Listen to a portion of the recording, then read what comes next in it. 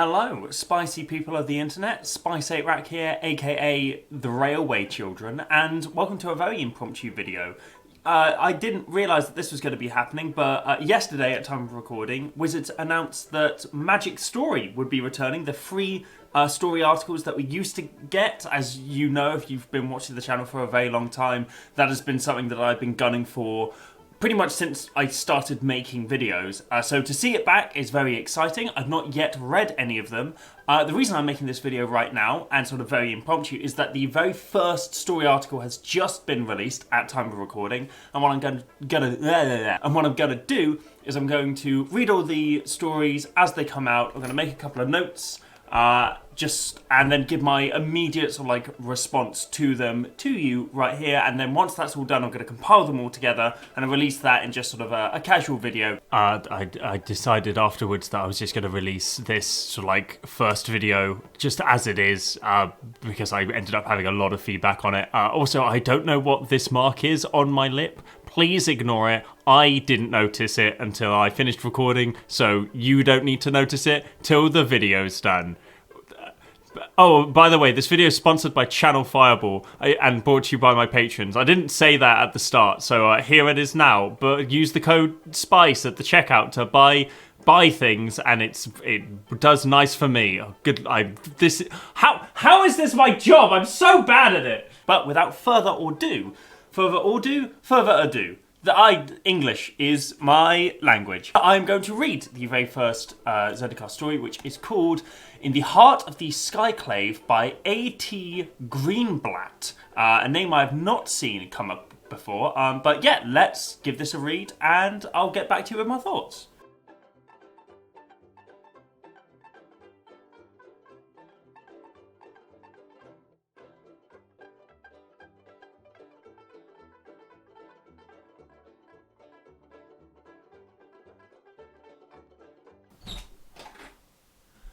Holy moly, mama, give me that macaroni! Alright, so we have just finished reading episode 1 in the Heart of the Skyclave by A.T. Greenblatt.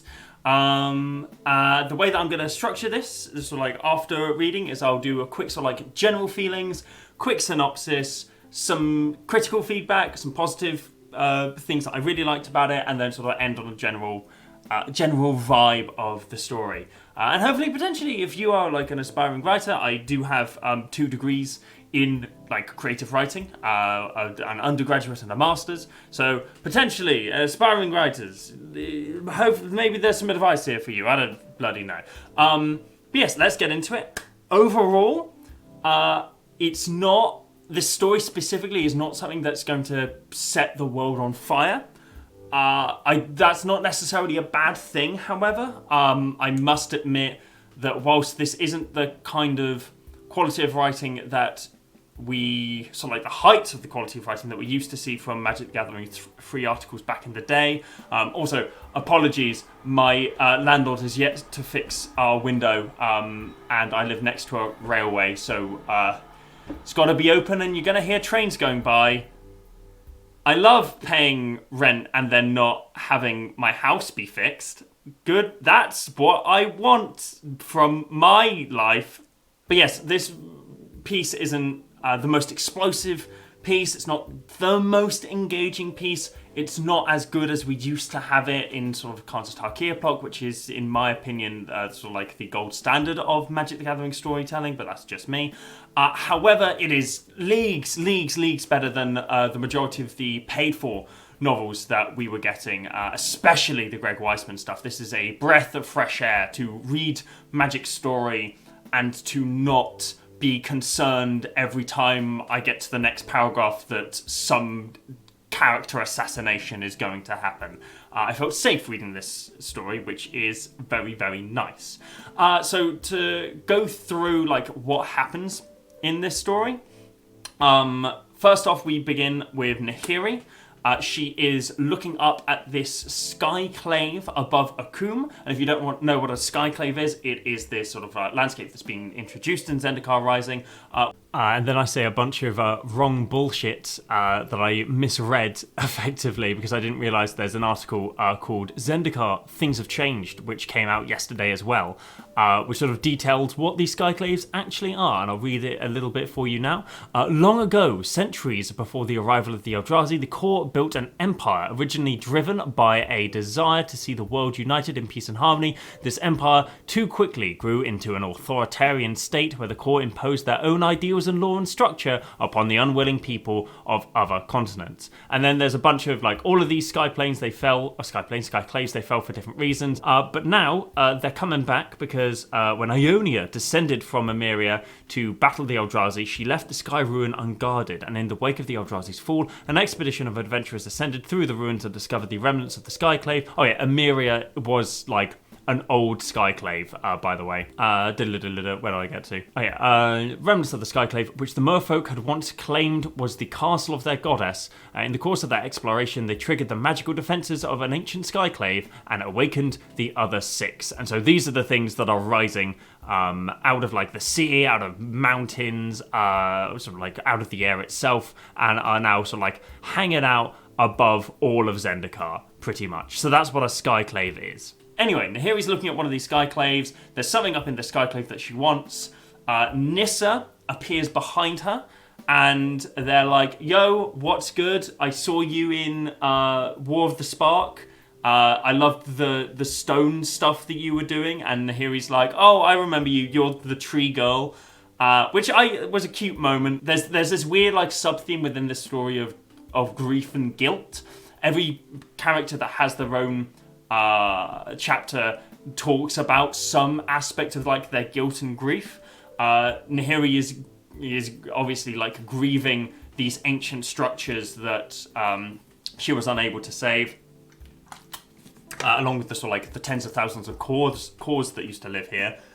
Nissa is also grieving Zendikar because she kind of was the one that made the Eldrazi do their thing to a degree. There are other people involved, but she had a big part to play in releasing the Eldrazi. But also she's very guilty about War of the Spark, because, she raised up Vitu-Ghazi, and then Vitu-Ghazi got fucking murked in the first, 10 minutes of the war, which is kind of hilarious, frankly.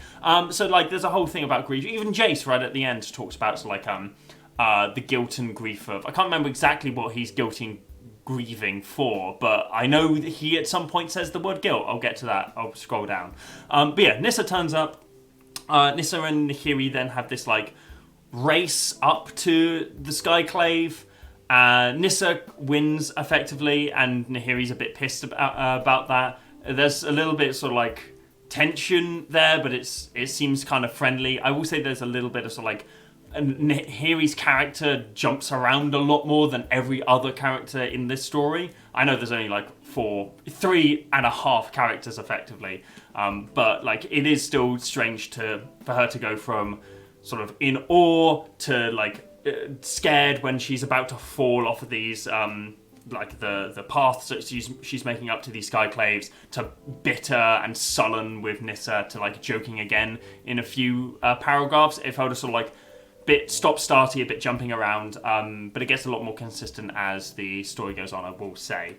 I feel this is just something that I noticed when I was looking at creative writing back in university, or creative writing that I still look at now, where authors tend to try and fit as many emotions as they can into a character when they introduce them into a story, to prime the audience for a breadth of emotion, but they try and cram it in all too quickly so that you see them angry, see them happy, see them upset, see them jokey, and so now that when that happens later, that's not going to be a weird thing, which is fine for later on in the book, but right at the beginning it is very jarring and jumping around. It's okay to slowly introduce emotions into your characters as you introduce them.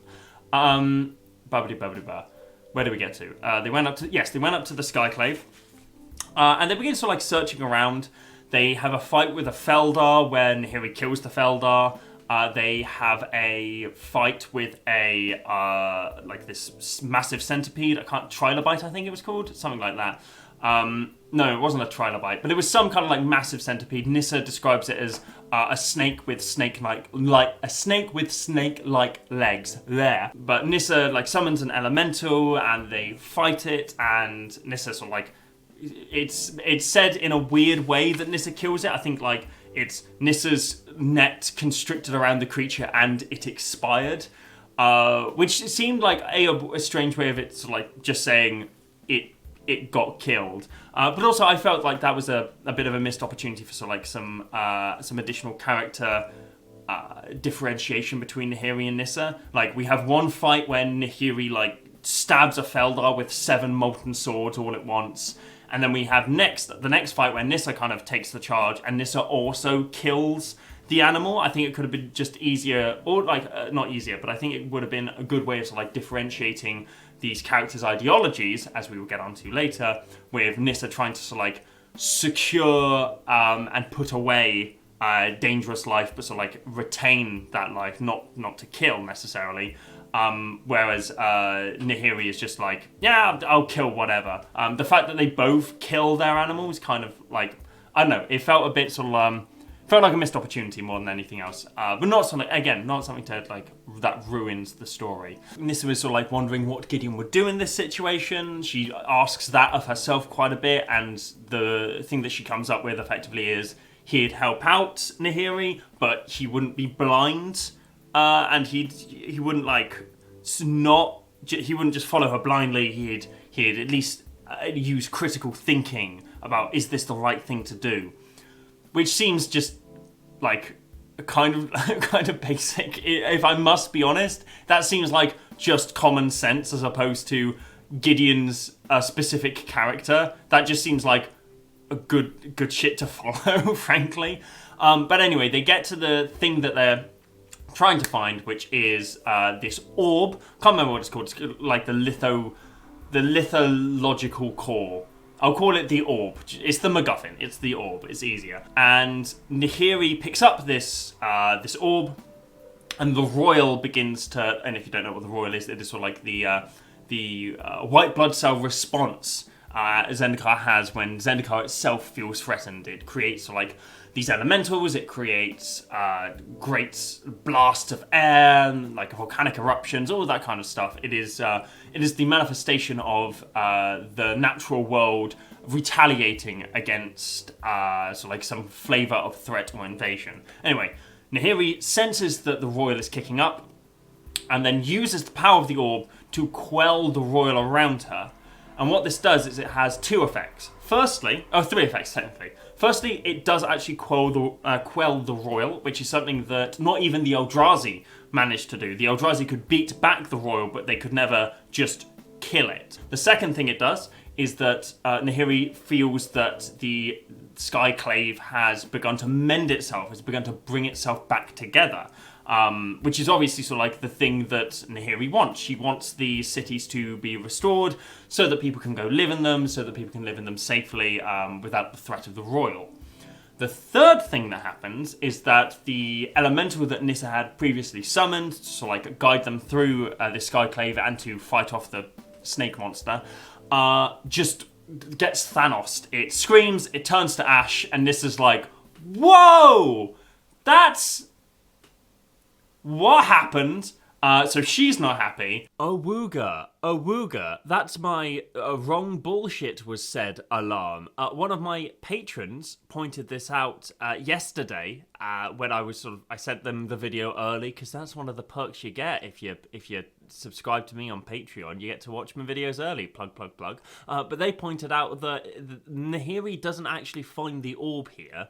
Nahiri finds a key that will lead Nahiri and Nissa to the orb, And what she actually uses is like the remnant of the orb's power that's still sort of like hanging about in the room to quell the royal and to kill the elemental. So if like the 1,000-year-old whisper of the orb is powerful enough to silence the royal, just imagine how bad the actual orb is gonna be. Thank you to Star Chaser for pointing that one out. I really do appreciate it. All right, back to the dry video. She realizes that this orb effectively means the death of the elementals of Zendikar, which she doesn't want to happen, obviously. But Nahiri's like, yeah, but it kills the royal. It kills the thing that kills everyone, like core merfolk, goblin alike. So what if the elementals die? We get these cool cities back, and we don't have to worry about being murdered by a volcano like every 40 seconds. And that's what they then begin to fight, and that's what the conflict is of this set. It is our and this is what I said when I was talking about, like, it's nice to see sort of like moral ambiguity and these grey areas come back to Magic Story that was sort of lacking with, you know, your big bombastic arch villain War of the Spark stuff. Is that both our antagonist and our protagonist are fighting for the same thing. It's for their vision of a better Zendikar. But both of them have completely diametrically opposed views about what that better Zendikar is. For Nissa, it's kind of like what's happening right now, the gradual healing of Zendikar that we've seen post Rise of the Eldrazi, people working to like get rid of the Eldrazi corruption, working with the royal. Yes, these elementals come about, and yes, people get injured, but that's sort of like the natural way of things. Whereas Nahiri's position is the royal is a mistake. These core cities were the best thing to happen to Zendikar. We need to get rid of the royal. Yeah, I don't care if the elementals of this plane die. We need to return to the Zendikar before the Eldrazi came and began mucking up the plane. So those are two opposite sides, and I don't believe that anyone is necessarily in the wrong or necessarily in the right here. We have an antagonist and a protagonist. The way they're framing it is sort of like Nissa is the protagonist and Nahiri is the antagonist, simply because we're now going to follow Nissa.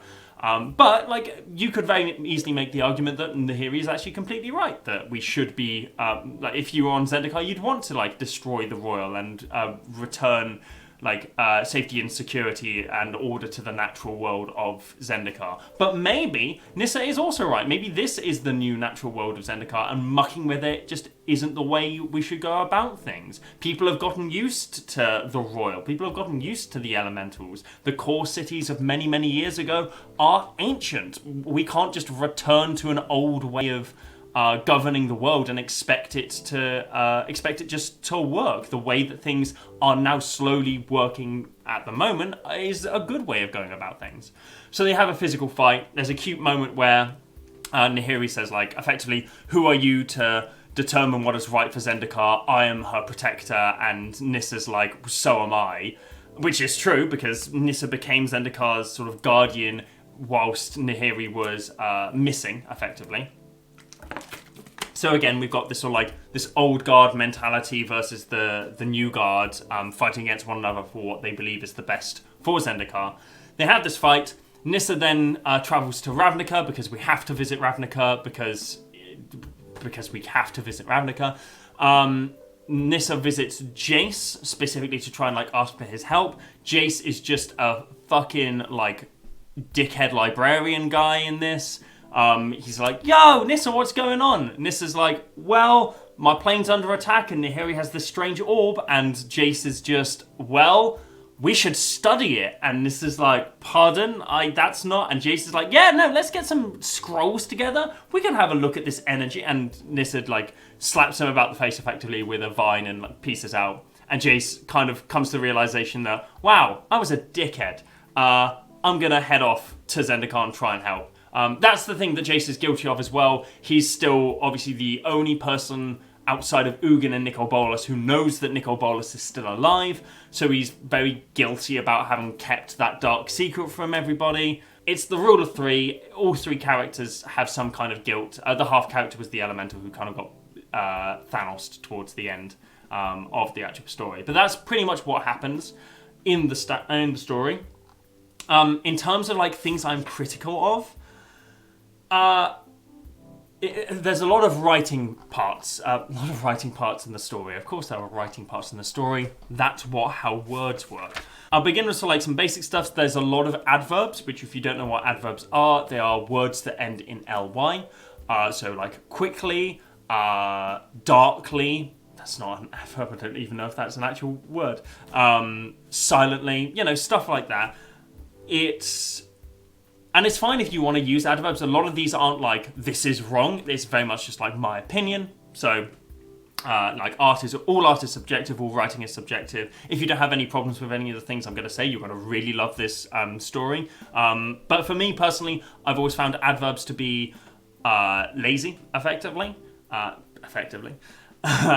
Just dropping an adverb in my rant against adverbs. There are lots of ways that you can use language to express feelings, express action, express emotion that don't fall upon just putting like the word that you kind of want the audience to gauge, connect with the action that's happening, and then put an ly at the end of it. So for example, I think at some point, like Nissa said calmly.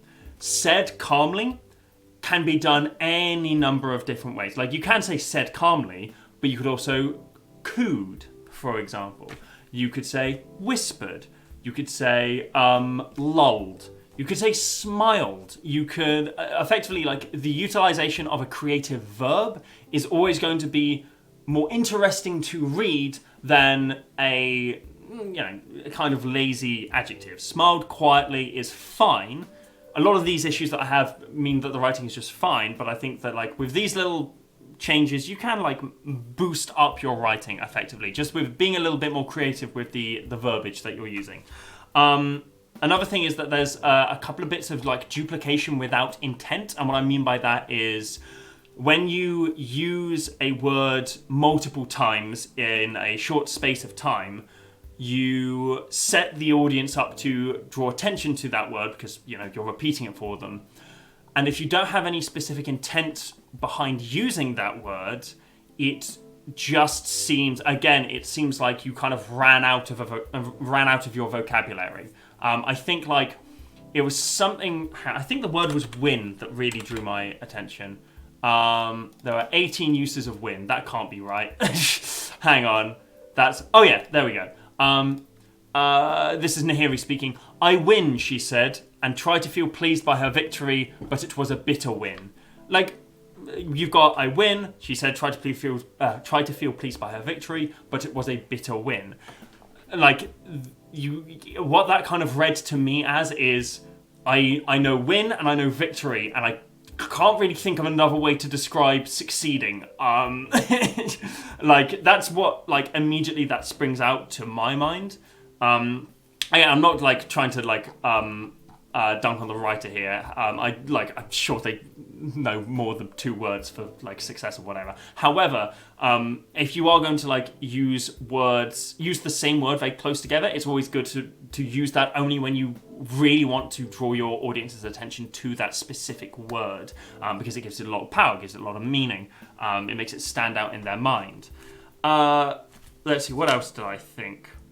Oh yeah, like, I love the tree bit, where, like, Nissa kind of fangirls a little bit over Nahiri, and it's like, oh wow, you were rad in the war. And Nahiri's like, I saw your tree. And Nissa immediately, like, her heart crumples because, I killed, like, at least one guild's god accidentally, effectively. I love that. I thought that was a really cute moment. I will say, I am still confused as to what people's stance is on Nahiri within the Gatewatch. Because when I was reading that, I thought like, oh, so Nissa only knows Nahiri from War of the Spark. I can't really remember their interactions, if they had any interactions in Shadows over Innistrad block. So I was thinking, oh, she only knows Nahiri from War of the Spark. That kind of explains why they're so pally-pally now, because surely if Nissa knew what Nahiri did to, like, Innistrad, considering Nahiri's Nahiri's opinion about the destruction of natural life, and also Nissa's opinion about the Eldrazi, Nissa would not want to work with Nahiri. They would be bitter rivals. So that's kind of the angle that I thought they were going down. And I also thought it would be interesting if that became like a revelation later, that Nissa found out that Nahiri bought Emrakul to Innistrad, and that would be a good way to like shift the grey balance between their two ideologies in sort of like a meaningful way. Like Nissa's like, oh no, I am right because I don't trust this lady who destroyed this plane with a fucking Eldrazi. But then randomly, Nissa just like says something. I want to see like, where is it? Innistrad. Nissa blinked. You do? She blurted in surprised. Wait. Nissa blinked. You do? Question mark. She blurted in surprised and then awkwardly added. I think that's supposed to be in surprise. I missed that on my first read. So there are some spelling mistakes in this as well. But then again, there are spelling mistakes in the paid for novels. I really hope, now I'm reading this, that this isn't just a paid for novel that they've put online for free because people like. I don't want to assume anything. But I do want to say that Wizards, I appreciate the fact that the story has become free online again, but the free part isn't necessarily the most important thing about the quality of the writing of the story. People aren't like craving for it to be free just because we want free shit. It's like we want to go back to the free stories we used to have with the creative in-house writing team and like the people working in-house and the people who had lived experience creating this game. That's the kind of stuff we want to return to. So I'm not going to pass judgment. That's purely speculation. But the fact that there is spelling mistakes is disappointing. Anyway, Nissa blinked. You do? She blurted in surprised and then awkwardly added, sorry, I mean, you're not exactly known for healing. After what you did on Innistrad, and Nahiri raised an eyebrow, says the person who set the Eldrazi free. And it's like, in that moment, why are you helping Nahiri if you know what she did on Innistrad? Like, there might be other planeswalkers who would be fine with what Nahiri did, but Nissa? Knowing Nissa's history of the Eldrazi, knowing Nissa's opinion about the idea of like destroying planes. I know Nissa wanted to like get the Eldrazi to go somewhere else, but I don't think she would condone bringing the Eldrazi to like destroy a plane because of like a spat. I know like Nahiri and Sorin's relationship is a bit more grand than a spat. But like this was a really weird moment for me. This felt like brushing under the rug the significance of Nahiri's actions on Innistrad, which I already thought were like being brushed under the rug in War of the Spark, but this is even more on the nose. So that's like probably the biggest like question and problem I have with this moment, because like it now feels like everything that happened in Shadows over Innistrad, just ignore it. Like Sorin's out of the wall, Nahiri isn't going to face any real consequences for what happened on Innistrad. Like Olivia Voldaren is getting married in the next Innistrad set or something, whatever. Like at this point, I wouldn't be surprised if like Thalia turned up in the next Innistrad set and went like, oh yeah, no, I just fell asleep during the Battle of Thraben and nothing happened to my character, despite the fact I was sort of ambiguously lost in the throes of battle. I genuinely wouldn't be surprised. What else do I think? Oh yeah, Nissa twice in this story just says, I really didn't want to think about Chandra right now. And it's like, come on. I understand like the difficulties a writer must have in navigating the fact that they're not allowed to make Nissa and Chandra gay anymore for whatever reason. But like, there must be, even for like someone who doesn't want that to happen, even for someone who wants Nissa and Chandra, just let the fictional elf and the fictional pyromancer be gay, for God's sake. But even for someone who doesn't want that to happen, I can think of a myriad of more interesting and more convincing ways for like Nissa to not think about Chandra, for that part of her relationship with Chandra to be like dealt with, as opposed to one throwaway line which is like, oh, I really don't want to think about Chandra right now. It's like, well, you brought it up, writer.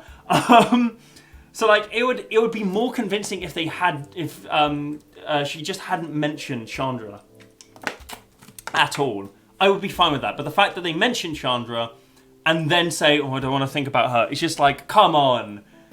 What is this bit? It was really confusing. There are some other moments that I didn't like. For example, there's a lot of show don't tell, which if you don't know what that is, it's where you don't show action or show emotion. You just express that it's happened. So like, let's see. Where is? I wrote something down. My handwriting, by the way, is like, this is my actual handwriting. I didn't do this for a bit. This is how bad my handwriting is. I never learnt to handwrite properly, effectively. Thank God for computers. I like to think I'm very eloquent. But you wouldn't think it reading this fucking Rorschach's diary ass type writing. I want to find because I know that there was a bit specifically. Yes, her face was full of grief. Things like that. That's an example of show don't tell, because you're not showing that her face is full of grief. You're not explaining how I turned and saw her face in I don't know, shadowed by her furrowed brow, her eyes looking into the distance, imagining perchance imagining actions she could have taken differently. Like, that's incredibly off the cuff and dreadful, but that's a way of creatively showing that somebody is grieving for something, as opposed to just saying this person has a face full of grief, which is you want your, and this is very much my opinion, but in terms of writing, you want your audience to be led on a journey and not shown just this is how you're supposed to be feeling, this is how you're supposed to interpret things. Yes, you can have definite, this moment I don't want anyone to interpret in any other way, so I'm going to be 100% definite and say this is what people are feeling. That's completely fine. However, for the majority of the emotions that you want your characters to be portraying, to be displaying, to be feeling, you want to lead your audience on that. You want to make them understand. You want to put them in this scene and you want to make them understand this emotion, not necessarily as exactly as you understand it, but by explaining how a character is feeling and showing how they are feeling through those actions. You put your audience very much more in the scene, whereas if you just describe the emotions that everyone's feeling, it's very disconnected. That being said, speaking of disconnect, I also really, really enjoy the voice of the narration in this piece. We jump between Nissa and Nahiri, and right at the end, Jace for 5 lines. We jump between Nissa and Nahiri, and we're in their heads when we are with those characters. So you've got 3 kinds of narration. You've got distant narration, or distant observer. I can't remember. It's been a while since I've been in a university classroom. You got distant narration, effectively, where think of narration as a camera. The camera is hovering above all of the actors in a scene, showing you, the audience, generally what's happening. Close narration is where you are stuck with a character, or stuck into a close sphere of influence with the character. Maybe you see things that the character doesn't. Maybe you understand a little bit about what's going on in the character's head. Maybe sometimes you don't. And then you've got internal narration, which is very much the camera is a GoPro almost, that's linked into a character's. The narration is a GoPro that's linked into the character's skull, where you understand the thoughts of the character and you see through their eyes and stuff like that. And what I love about this specifically is you can tell that the voices changed. The narration is written in a different way to encompass and to... I'm trying to think of the right word for this. Encompass and... So become, I guess. Become the character that we are observing within this narration. And we can tell that because when... Nahiri, there's a point where Nissa creates a elemental. Nahiri calls it a plant thing, and Nissa's don't call it a plant thing. It's a living being, all right? I've got a name for it or whatever. And then that's in Nissa's section, and then we jump to Nahiri's section afterwards, and Nahiri is the one that watches the elemental die, And Nahiri, when we hear the scream and Nahiri turns around, she says, and the plant thing, or the fern thing, or whatever she says, and the plant thing was turning to ash. And it's like little moments like that I absolutely love, because you showcase in those moments that you are very much in a character's head. Your narration is using the character's voice as well as the actual literal dialogue. That is incredibly important for if you're writing multiple characters. You've got to ensure that when you are like narrating, when you are close to a character and you're writing from their perspective, regardless of like, provided you're writing from someone's perspective, it doesn't really matter how far away the narration is necessarily. But if you're writing from someone's perspective, you've got to retain their voice when they are just looking at something. They don't even have to necessarily like be describing something for someone else. When they are just looking at something, you've got to think, how is this character going to internally describe this in their own head? Like, you and I would look at a painting in two completely different ways. And if you're writing two characters, imagine how they would look at a painting. What are they going to focus on? How are they going to describe the colours? Are they going to notice anything that the other person doesn't? Are they bored? Like, that kind of stuff. Like, you've got to consider perspective quite a lot when you're writing multiple characters to make sure that these sections don't just feel like the camera's been handed to someone else. It feels like the camera is someone else, and this works really, really well. I love that bit, specifically that that tiny moment. It's tiny moments like that that just make fiction, in my opinion. There are some more bits that I'm not super hyped about. There are some moments where like action is kind of skipped over almost. I think there are multiple moments where like Nissa or Nahiri like just summon swords and then use them, or Nissa like summons a vine and uses it, and that's fine every now and again. But like, it would be nice to again be shown, how are they summoning? Where are they getting these swords from? Like in the Feldar fight, Nahiri just summons 7 swords. It's like, well, I wanna know, because in my head they're just like, they're all around me, like that spell in Dark Souls or whatever, where you got the homing beacons and the homing like soul spheres. But obviously that's not what's going to happen. Like, Nahiri would have like pulled one out of the rock, like arm dripping with molten lead, thrown it before her, and the sword would have split into 7 identical copies flying towards the Feldar. Like, I want to see that kind of stuff. That is so much more engaging than Nahiri summoned 7 swords, you know? It's just little, again, I say little moments make fiction, because fiction is made up of little moments. And if you kind of cheat past cool bits, a lot of the interest like just kind of dissolves away. There's obviously like a really big focus that's been put on dialogue here. And I appreciate that, because I love dialogue. It's why I mainly work in script format and poetry. I love the idea of dialogue much more than to like description. However, you've got to have like creative description. It can't just be like creative dialogue mixed in with sort of whatever scene dressing. Prose is very much a marriage between the two. But yeah, there are like, I'm trying to think of like anything else I have. No, I think generally this is fine. Again, the spelling mistake, didn't notice that the first time I read it over. Really disappointed by that.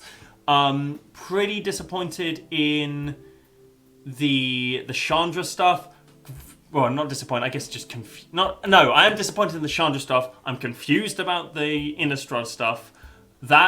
I'm upset. No, I am disappointed about that as well. I am upset that that's kind of just been glossed over as a plot point.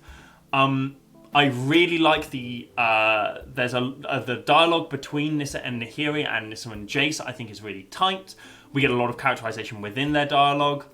I love the showdown between Nissa and Nahiri. There's a lot of cool spells that happen, but there's a lot of good dialogue, and I think that not the moral, but sort of like the motive of the narrative, the conflict of the narrative is displayed quite neatly in that exchange between Nissa and Nahiri, where Nahiri says, "I am Zendikar's guardian," and Nissa says, "So am I." Like, I think that's a really, really good way of describing what the actual conflict is in this story. That's brilliant. There are loads of really good tiny moments. There's a load of unfortunate things, parts of the narrative, parts of the writing that I'm not super into. Formatting as well. There's multiple uses of italics, and if you watch my my big video about breaking down the whole of War of the Spark, you know how I feel about multiple uses of italics. I think if you're going to use italics, use them for one clear purpose and don't use them at all. For this, they use them, I think, for emphasis and for internal monologues, which thankfully they don't use them too close together. If you'll remember in War of the Spark, where there was one sentence not one sentence, but one paragraph where italics was used 3 times, which I think was for once for internal monologue, once for emphasis, and then once for a spell being cast. Fucking trains! So this isn't nearly as egregious. It's not super amazing, but I'm perfectly fine with this. I'm excited to read the next one. I'm interested in the conflict that's being built up. I'm super interested to see what Jace's involvement in this is going to be. I want to also see the final, because there is going to be a final showdown between Nissa and Nahiri. I want to see who comes out on top. I have to imagine it's going to be Nissa. And I think it'll be interesting because there is effectively the anti trains. I swear to God, there is the anti Gatewatch that's kind of being set up with you've got Oko and Luca, and probably Obnixilis is going to be in it, and who else? Theron, Ashiok potentially, maybe Calyx as a wild card, Selesnyan villain, who knows? And then now potentially you're going to have Nahiri jumping in on that, and when we before had the Avengers versus Thanos, I think it could be the Justice League versus the is it the League of Doom? Something like that. The something of Doom, I'm pretty sure it is. Which will be an interesting new arc for the narrative. But overall, it's a fine return to... It's not a return to form, I wouldn't say, but it's a fine and much appreciated return to at least somewhat of the good stories that we used to get. I would like to see some improvements, naturally, but in comparison to what we've been used to recently, this is a breath of fresh air. And that will be it. I think I'm just going to release this as its own video. So yeah, I think I'll just do my Patreon thanks after this. But thanks very much for watching. Let me know if you want to see more of these. This could the quality of this video could completely tank my views for a month. So if you could share this, give it a like, give it a comment, all that good stuff. Very much appreciated. And yeah, as always, stay spicy.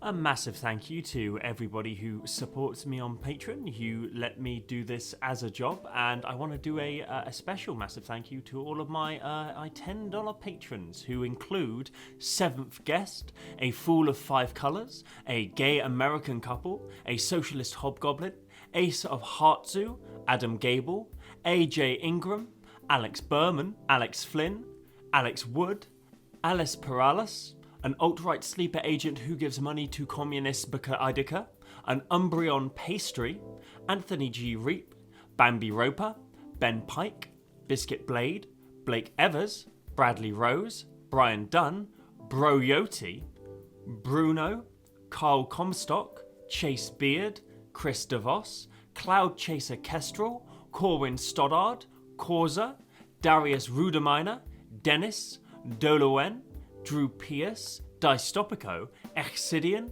Erica Hamel, Ethan Abraham, Future Beagle, that's a new one, that caught me off guard. I like seeing new names, they always surprise me. Grey Days, Hoopered Up. I am saying this only because our global economic system does not intrinsically support artistic expression. In response, I bolt myself. Jake Colburn, Jessica Settle, John Solog, Joshua M. Steffen, Jude Big Boy, Julie Bunn, Carlia Whithart, Kansas to Jesus, Kevin Quinn, Kurd Ape Apologizer, Kyle Van Linden, Lachlan McAllister, Liliana Vess, Queen of Discard, Lily Lord, literally a ghost that pushes over candles, Linnea, Magic Arcanum, Mike Mavramatis, Mr. Skolaton, Munimon, Patrick Perry, Professor Volpin, Raghavar Cavalli, Ross King, Rowan Brown, Sage Morrison, Sasha Evelyn Francis, Sean Caius O'Reilly, Silent Celine, Sir Shaunsey, Sky Johnson, Sky Chaser, thanks again for the spot earlier, Sky Chaser, Swan Hunter, Taylor Street, the best Swans player in Montreal, Tic Tac Bobo, Totally a Spy, Travis K, True Lily, Vittorio Grace, Vladimir Gorvikov, Xenon, and Zada's Ludo Narrative Dissonance. Oh my god, Zada's Ludo, oh my god. And yes, thank you to all of my other patrons. Thank you also to, that fucking train. Thank you to all my other patrons. Thank you to everyone who's watched this video, who's subscribed, who follows me on those social medias. Thank you again to Channel Fireball for continuing to sponsor this channel. And yeah, I'll see you for the next video, which maybe I'll release it this month. Who knows? If we could have a bumper harvest of content. All right, fuck off.